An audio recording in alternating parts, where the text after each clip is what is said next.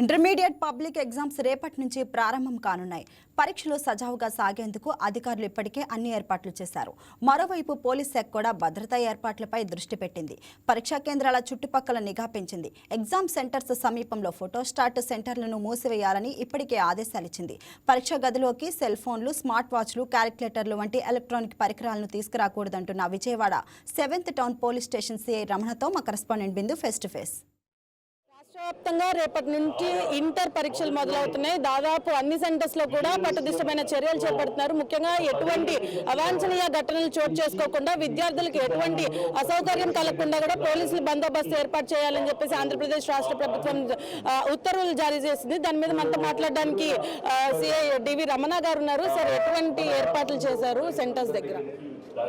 First of all Machavaram police స్టేషన్లో దాదాపు 24 సెంటర్ల వరకు మాకు ఎగ్జామ్ సెంటర్లు ఉన్నాయి. అన్ని చోట్ల కూడా ఎగ్జామ్ సెంటర్ల దగ్గర చుట్టుపక్కలంతా కూడా 144 సెక్షన్ అమల్లో ఉంటుంది.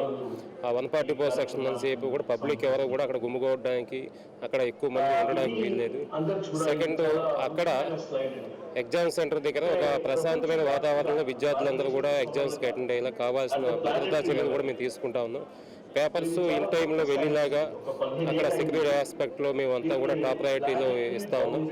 స్టూడెంట్స్ కూడా ఇన్ టైంలో అడ్వాన్స్గా అడ్వాన్స్లో ఇన్ టైంలో వచ్చి అడ్వాన్స్గా క్యూ పద్ధతిలో వాళ్ళు హాల్ టికెట్ చూపించి లోపలికి ఎంటర్ అయితే ఎవరికి ఎటువంటి ఇబ్బంది లేదు.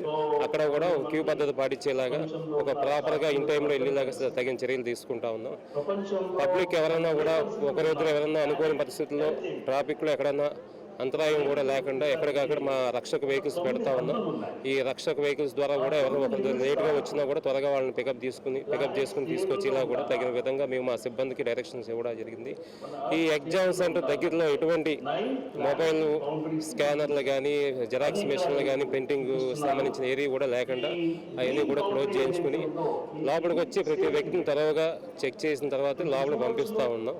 కాబట్టి ఎగ్జామ్ సెంటర్ దగ్గర అన్ని విధాలుగా ఒక పటిష్టమైన బందోబస్తు ఏర్పాటు చేసుకున్నాం. ప్రశాంతమైన వాతావరణంలో పిల్లలందరూ కూడా వాళ్ళ ఎగ్జామ్స్ అటెండ్ అవ్వడానికి, రాయడానికి తగిన బందోబస్తు ఏర్పాటు చేసుకోవడం మా మాచవరం లిమిట్స్లో ఈవేళ జరిగింది. సార్, ముఖ్యంగా ఎప్పుడు ఏమైనా సెంటర్స్ బయట కానీ లోపల కానీ ఏమైనా గొడవలు జరిగితే వెంటనే స్పందించడానికి పోలీసులను ఏర్పాటు చేశారు సార్ సెంటర్స్? ప్రతి సెంటర్కి మా పోలీస్ డిపార్ట్మెంట్ నుంచి లా అండ్ ఆర్డర్ స్టాఫ్ ఉంటారు, మహిళా పోలీసులు ఉంటారు. ట్రాఫిక్ సైడ్ నుంచి ట్రాఫిక్ దగ్గర కూడా ఎక్కడ అంతరాయం లేకుండా ట్రాఫిక్ పోలీసు వాళ్ళు కూడా ఉంటారు. ఒక 3 wings law and order, traffic, మహిళా పోలీసు ఒక 3 వింగ్స్ మీద ఎడ్యుకేషన్ డిపార్ట్మెంట్తో కలుపుకొని వాళ్ళ కోఆర్డినేషన్తో ఎటువంటి ఇష్యూస్ లేకుండా చూసుకుంటా ఉంది. ఎవరు కూడా ఎటువంటి అల్లర్లు చేయడానికి లేని విధంగా భద్రతా చర్యలు కూడా తీసుకోవడం జరిగింది. ఎవరు కూడా ఏ ఇష్యూస్ లేకుండా ప్రశాంతమైన వాతావరణంలో ఎగ్జామ్ జరగడానికి కావాల్సిన చర్యలన్నీ కూడా ఈవేళ తీసుకోవడం జరిగింది.